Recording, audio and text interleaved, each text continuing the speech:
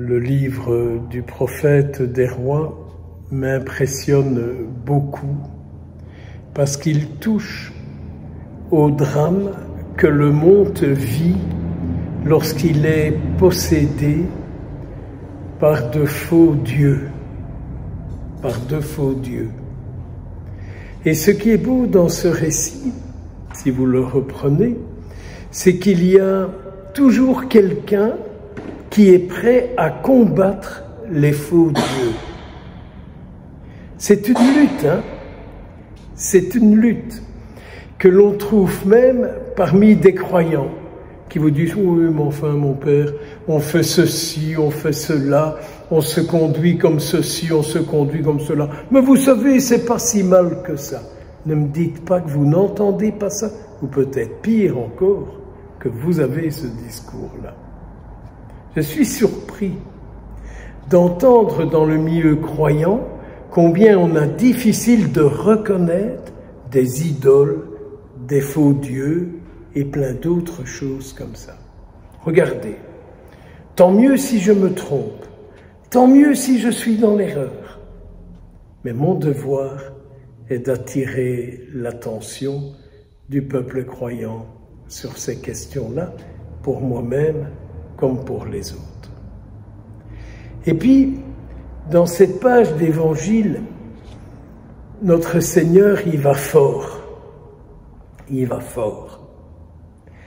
Il commence à dire, on ne jette pas ce qu'on a de précieux au pourceau.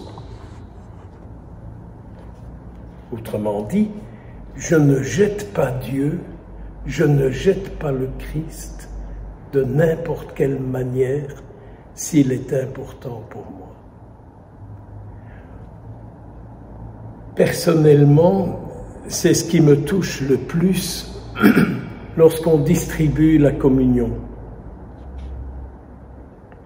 Surtout dans certains types d'assemblées, funérailles, communion ou autres, on a tout un public qui, au fond, ne se rend pas compte que c'est le Christ. Alors vous allez me dire, mais c'est pas de leur faute, mon père, parce qu'ils ne se rendent pas compte que c'est le Christ. Je connais et je sais comment les chrétiens réagissent.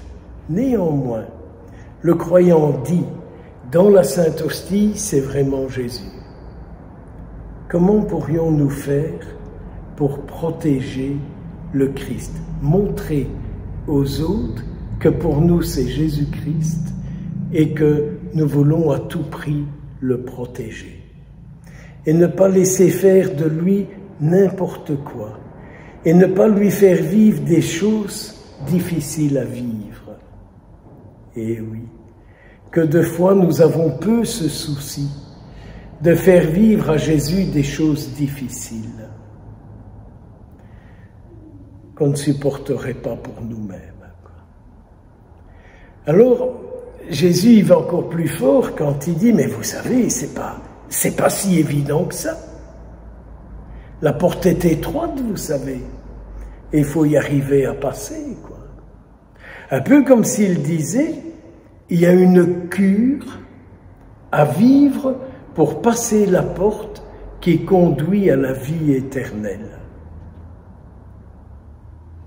C'est tout le contraire de ce qu'on entend. Mon Dieu, miséricorde, le Seigneur est miséricordieux, il prendra tout le monde avec lui. Oh, quelle affaire, n'est-ce pas? Oui, en latin on disait « libera nos domine ». Mais donc, il y a une cure que deux fois je dis au Seigneur « purifie-moi, montre-moi tout ce qu'il peut y avoir dans ma vie qui n'entrera pas au ciel. » Ou encore « purifie-moi de tout ce qu'il y a aujourd'hui dans ma vie qui t'empêche de vivre et d'être là. » Quand j'entends des croyants dire « mes enfants ne pratiquent plus, ils ne sont pas mariés, ils ne font pas baptiser leurs enfants, et pourtant on ne les a pas éduqués comme ça », c'est une énorme souffrance. que nous vivons tous dans nos familles. En tout cas pour moi, je suis bien obligé de dire pour moi, dans ma famille, est-ce que je suis la présence du Christ? Est-ce que ma parole est telle que quand ils m'entendent, ils peuvent rencontrer Jésus qui sauve, Jésus qui libère, Jésus qui délie, Jésus qui met en lumière les faux dieux, Jésus qui met en lumière les idoles. Vous avez vu ce fameux auteur d'idoles, qu'est ce fameux Sennacherib? Il est parti vers une autre ville, où là il a pu faire sa vie. C'est impressionnant, il est parti à Ninive, la grande ville païenne, où Jonas, plus tard, ira remettre devant les yeux des gens leur conscience de ce qu'est leur vie et de ce qu'ils se détruisent et qui détruisent les autres.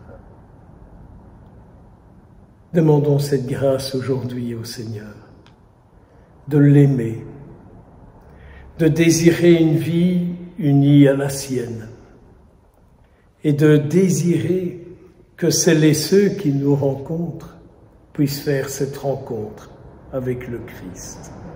Qu'ils puissent dire « Ah, Jésus, c'est lui, sa vie ».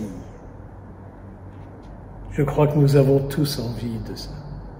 D'entendre les gens nous dire « Oui, cet homme, cette femme, ce religieux, ce prêtre, ce religieux prêtre, cette religieuse, Jésus, c'est sa vie. C'est lui, pour lui qu'il vit, et c'est par lui qu'il vit, comme nous le dirons au Père Ipsum de la messe dans quelques minutes. Beaucoup de grâce pour vous tous et pour celles et ceux que vous portez dans vos cœurs. Amen.